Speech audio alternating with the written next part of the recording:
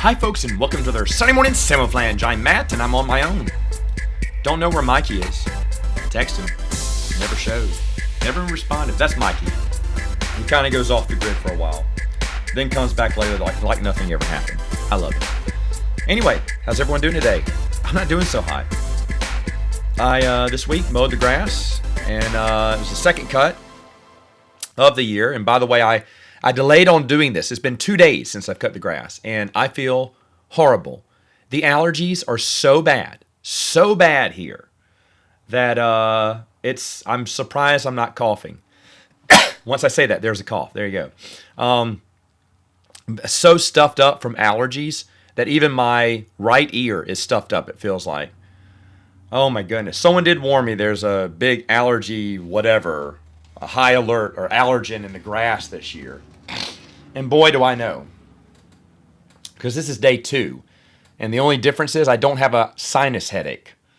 Oh my goodness. I mean, it's always like this on the first 2 cuts. It's always bad. But holy cow, it seems like it gets worse every year. Someone said if you wear a mask, it's better. And I'm like, I don't want to wear a mask for 2 hours while I mow the grass. I'll suffocate. I think I'd rather do that now. Because I feel, today. I mean, like I said, I feel fine. Just, it's the sinuses do not go away. Oh my goodness. Eyes watering up and everything. I was real bad mowing the grass. Oh my gosh, I was terrible. I looked terrible after mowing the grass. So, lesson learned. Another lesson learned. Hire an electrician. Yeah, hire one. Because everyone told me, everyone at work, all my family, my friends, said, oh man, switching out a fluorescent light bulb with a LED is simple. It's easy, Matt. They told me this. Last week I did it. It took 2 of us 4 hours. It's not easy. It's the hardest thing I've ever done. I'll never do it again. I'll pay an electrician next time. So bad. Oh, goodness gracious. But anyway, so I had one topic with me and Mikey here. I'm going to keep. Another one I was going to go ahead and go with. But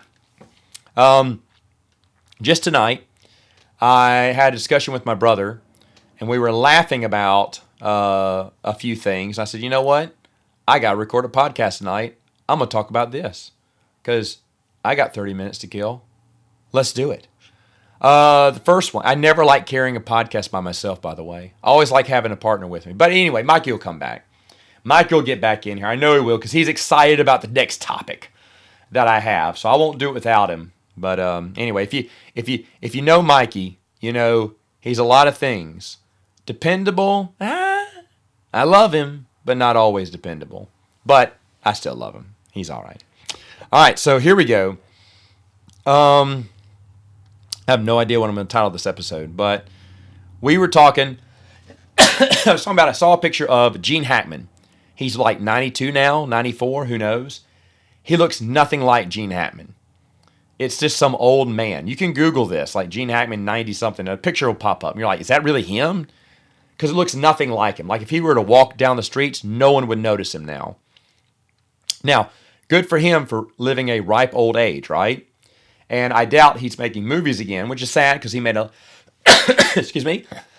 lot of good movies back in the day. And me and my brother joked about what his best movies were. So I'd like to give you my top 5. Just this is one of 3 top 5s I'm doing today. Yeah, triple whammy. How you like them apples? So this is my top 5. First off, starting off with Gene Hackman, top 5 movies. Number 5 is Superman 4. Superman 4 is an awful movie. Awful movie. Gene Hackman is great in it.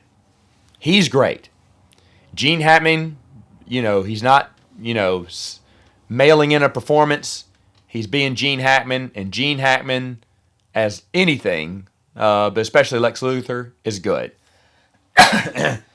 So an awful movie is number 5. Now, if you want to argue with me and say, no, Matt, I think Gene Hackman was better than in this movie, you're right, because Gene Hackman's good in every movie. He's just good in every movie. But these are my favorite performances of him, regardless of whether the movie's good or not. Now, the rest of these, I think, are very good movies. Very good movies. But that one is a terrible movie just with his good acting. Number 4, Hoosiers. Now, if you don't know, I love Hoosiers. I think I can't remember, a long time ago, we did top 5 basketball movies. And I know this was my number 1. I want to say Pistol Pete was like number 3 or 2, or I can't remember what all my movies were. I don't think Space Jam was on there. And 2 hadn't come out by then, thank goodness. So, I remember Teen Wolf was one of my favorite basketball movies, because it counts because they were playing basketball. But no, Hoosiers was number 1 because it's a great basketball movie. It's my favorite. I love it. Gene Hackman, excellent in it. Excellent in it. But even before I was a fan, I knew it was a great movie of his. In fact, I'm embarrassed this has to be number 4 on my list. It's a number 1 movie. But unfortunately, there's 3 other movies that are better. You know what's better? Superman 2. Yeah, you saw this coming. Superman 2. Good movie. Good movie. But Gene Hackman, excellent. He's excellent. He's got that cockiness that he's, Lex Luthor's supposed to be super intelligent and he's supposed to be bald. But with Gene Hackman, it just looks like Gene Hackman. He didn't change anything. He just is being a more cocky Gene Hackman. That's all he is. He's not even Lex Luthor. But you know what? I'll take it. I'll take it. It's great. He's great in that. Number 2, and this is a shame because it also should be number 1, The Royal Tenenbaums. The Royal Tenenbaums is by this guy who makes all these weird movies. For me, he's hit or miss. Wes Anderson, that's his name. He's hit or miss. My brother still watches every Wes Anderson film. He's got some cult following, and that's fine. But for me, I may watch some of his, but I'm not tied to watching every single movie that comes out by him. Though, some of his movies I do enjoy. Life Aquatic, very good movie. But Royal Tenenbaums is the best movie he ever made. He should have stopped making movies. And Gene Hackman is unbelievably, scene stealing in this movie. He's so good. So he definitely deserves, this deserves high praise. Unfortunately, number 2, because number 1 is Superman. Yeah, who didn't see this coming? Spoilers. There's never been a better Lex Luthor, in my opinion. I love the Lex Luthor on Smallville. I think he's the second best Lex Luthor. And then there's no one else. Kevin Spacey, Jason, what's his name? Eisenberg, the one that played him in Man of Steel or whatever. Or Superman versus Batman. Or who cares? Jesse Eisenwrench or whatever. Horrible. Horrible Lex Luthor. The worst one. Kevin Spacey is so happy that movie came out because he says, finally, I'm not the worst Lex Luthor. Because he's not. That one was. But no one has done a better job than Gene Hackman. And Gene Hackman, again, did not have to play him bald.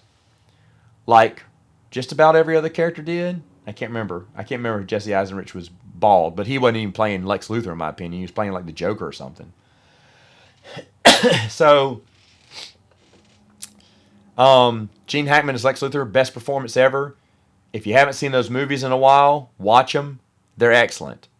Bonus top 5. Top 5 Christopher Reeves movies.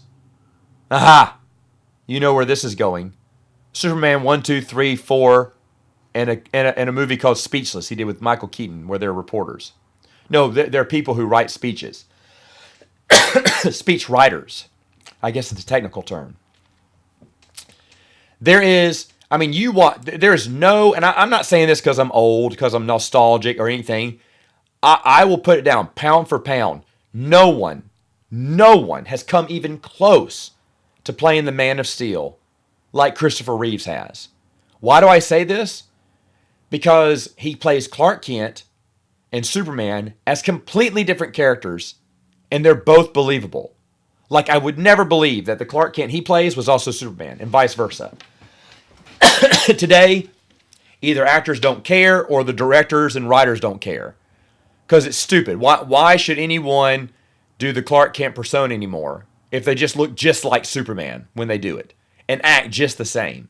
Only Christopher Reeves could give you that cheerful, goofiness that was Clark Kent and turn it into the manliest of men, a gentleman as well. I mean, Superman, the big all-American. No one did it better. He is perfect as Superman. I even hate Superman. But I will tell you, as a character, I hate Superman. I love those Superman movies. I think they're fantastic. That's the best thing Superman ever had going for him. That and the animated series was pretty good too. But Reeves' performance, I mean, the fourth one is only 4 because, it's 4, it sucks. But he's excellent. He doesn't mail it in, just like Gene Hackman did. He went all out. And he's so good. And I challenge you, if you've never watched these, you should watch them. They're great. They're awesome. They're fantastic. All right, ready for the next top 5. I thought about top 5 best Tom Cruise movies. And the answer is all the above, except for Mummy. Mummy was terrible. Mummy was, to this day, hold on, let me check. To this day, is it the only Cruise movie I have watched and just hated? Eyes Wide Shut was kind of stupid. Hold on. I'm going back to the old days. Losing It is not that good. It's like you're, trash coming of age early 80s comedy. I don't think I've ever seen Endless Love. He was in Endless Love. I've even seen Taps. And he was good in Taps. Movie from 1981. It's actually a really good movie. Yeah, all these other movies look good. So, yeah, the only other one I didn't like. Mummy. Mummy sucked. Horrible. What was he thinking? Maybe he wasn't thinking. I don't know. Anyway. So then I thought it'd be easier. My brother and I were laughing because we said that joke. I said, what's the top 5 Cruise? We said everything but the Mummy. And he agrees with me too. But then I said, okay, what about underrated movies that for Tom Cruise that no one talks about? Now, my brother named one as his number 1, and then, he said he'd have to think about it. Me, I came up with 5 instantly. I just had to write them down before I forgot. Or change my mind either. I'm not changing my mind on these. Even though I did look over just now his movies now, I'm not going to change it because these were the 5 movies that no one talks about of Tom Cruise that I truly, truly love. So, let's get in it, shall we? Number 5, Collateral. I remember this was the turning point for me. At this point in my life, I had already decided Tom Cruise was the man and he can do no ill. This was the movie that the first movie I ever went into of Tom Cruise's, where I went in saying, I'm a Tom Cruise fan, I'm going to love this. And it was great. It's a great movie. Tom Cruise plays the villain. I'm not spoiling anything because it's like that in the trailer. It's just an excellent performance. He has gray hair. I don't know why. He still looks kind of young. But being the villain was awesome. It's a good performance. You don't see it that much. It's got Jamie Foxx in it, a young and upcoming Jamie Foxx as the cab driver, bussing around this guy who happens to be evil and is kind of, in a way, hijacked the cab and is making Jamie Foxx drive him around different places. It's great. It's excellent. And again, it's number 5 because this was the first movie that I ever went into seeing. I can't remember if I saw this in theaters or rented it, but I went into it thinking, I am a Tom Cruise fan. If before this movie came out, if Tom Cruise was in it, that meant nothing to me. I mean, I'd watch it, but I didn't go to see it just because of Tom Cruise. I went to see it because the movie looked interesting. But starting with Collateral, I only went to see that because of Tom Cruise. Because for example, it did not look interesting to me. I said, man, that does not look good. But it does have Tom Cruise. So I will go see it for Tom Cruise. Which is why it's my number 5. It's significant enough, but no one ever talks about that movie. Number 4. This is the movie that made me realize Tom Cruise can do no wrong. Okay? And afterwards, I saw Collateral. So this movie gets a number 4 spot. It's Last Samurai. It's exactly what you think of in the title. Exactly what you think of. Tom Cruise. Samurai Tom Cruise. This should be ridiculous. It should be corny. It should be uber cheeseball. And it's excellent. It's excellent. I remember watching this at a friend's house. I was mad because she had rented it. She didn't let me go with her to look at Blockbuster for just walk around for an hour and a half to pick out a movie. Either this had just come out for rental, or she had always wanted to see it. Either way, I was like, oh no. I said, this looks like garbage. She went, yeah, but Tom Cruise is great. I went, no, Tom Cruise is not the best. But then I admitted that every movie I'd seen with him was good, but that didn't mean that Tom Cruise was good at every movie, because I said, look at the cover. I mean, seriously, if you look at the cover, you think, this is goofy. And so we sat and we watched it, and I loved it.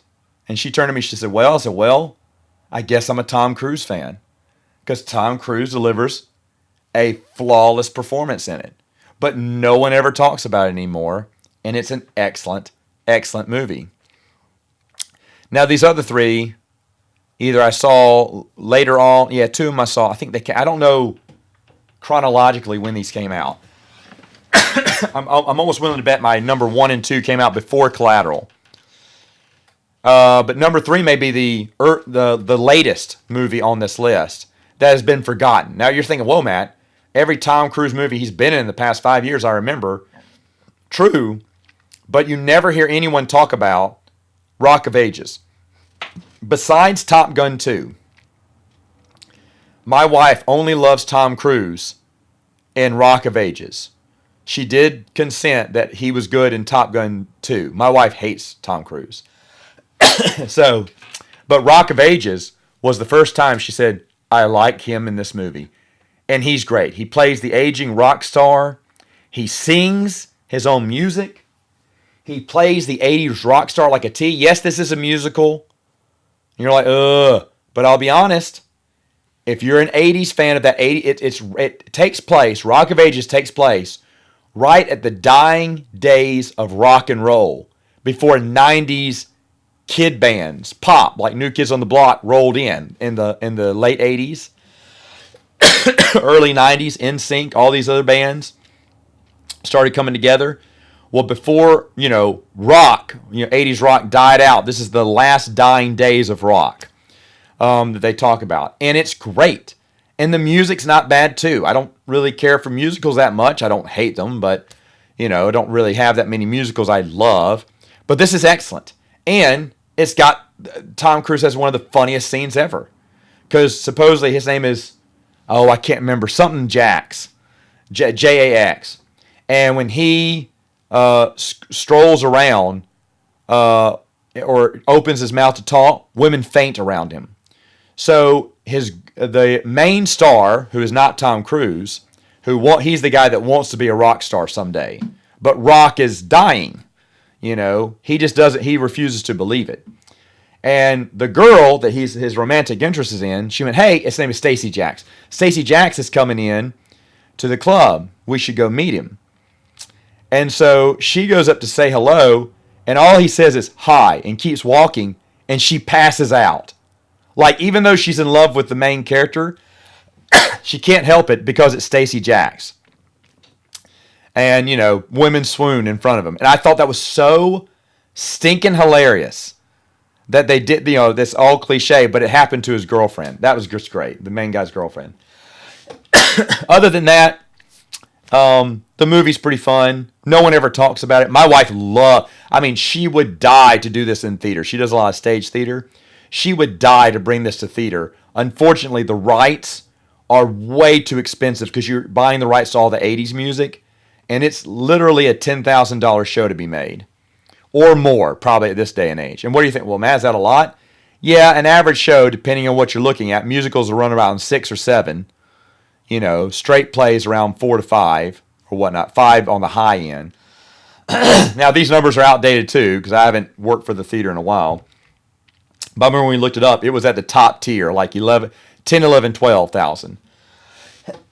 And it's up there, but that's because of the music that's attached to it. Anyway, good movie.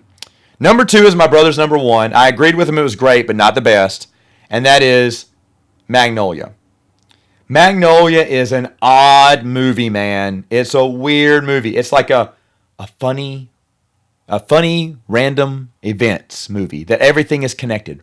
How odd, how quirky, how randomly these lives, they're being torn apart. Happy, sad, dramatic, exciting or whatnot. And all these lonely souls circle the drain around each other, and somehow it's their own stories, but somehow their characters pass each other in the night. So somehow there's one loose string of events that ties all their destinies together. It's really just an odd happenstance of events is basically what it should have been called. And it's okay. Don't overthink it too much. The ending is crazy, but it's such a smart movie because they give away the ending in a Bible verse that's in the crowd during the opening shot. The only reason I caught it was because I was watching this on VHS, or it was VHS or DVD back in the day, and I hit pause and went, what was that? It was a weird Bible verse. I've never seen it quoted before. I was like, what Bible verse is that? And I looked it up, and I was like, what does that mean? And it basically foreshadows what's going to happen at the end of the movie, which makes zero sense. And even with the Bible verse telling you what's going to happen, I don't know why it happened, but I don't know. I thought it was funny. Either way, though, that's not what's important. What's important is the performance by Tom Cruise. Tom Cruise is great in this. Me and my brother laugh at our favorite line. He's a motivational speaker for men, like how men can control women, and how men are the men are superior, and you can get all the women. Women are secondary to men and stuff. And it's just such an over-the-top, hilarious character. But they're playing it straight. They're not playing it for comedy. They're playing it straight. But you are supposed to laugh. And the speech at the very beginning, man, I think it may be his first line in the movie. It's pretty crass, but it's stinking hilarious. So that's why Magnolia number 2. Now, my number 1, my brother said, ick, not a good movie. He didn't like this movie. He admitted it's not as bad as The Mummy. Nothing's as bad as The Mummy. But he's not a fan. And I am. Number 1, no one ever talks about it. I've seen this movie multiple times. And I think it's great. My number 1 movie that no one ever talks about, Tom Cruise's, Vanilla Sky.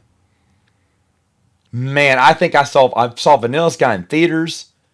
I've seen it twice on video or DVD. And I want to watch it again. It's about a guy he's rich, spoiled, has it all, gets in a wreck, his face is permanently deformed, but he goes into cryogenic sleep until they can one day find the reconstruction surgery good enough to restore his full face and good looks. And he's rich, so he can stay in there and dream forever. And he can dream about whatever, Like, in his dream, he's not disfigured at all. He still has friends. He's still popular. So I'm just going to spoil this movie because I love it so much. Well, dang. I won't spoil the movie. I want you to see it. And so he gets frozen and then thawed out to where they can fix him up, and then odd things start happening. It is a little weird. It's not too weird you won't be able to follow it, but I just find it so interesting. It's such an interesting movie. I can't explain it. But it's not my number 1 Tom Cruise movie. Let me get this straight. None of these would be in my top 5 Cruise movies. Ooh, I don't know. Vanilla Sky might. I really do like Vanilla Sky. But, he's made a lot of good movies. I love all of his movies. Every Mission Impossible movie is great. Top Gun 2, excellent.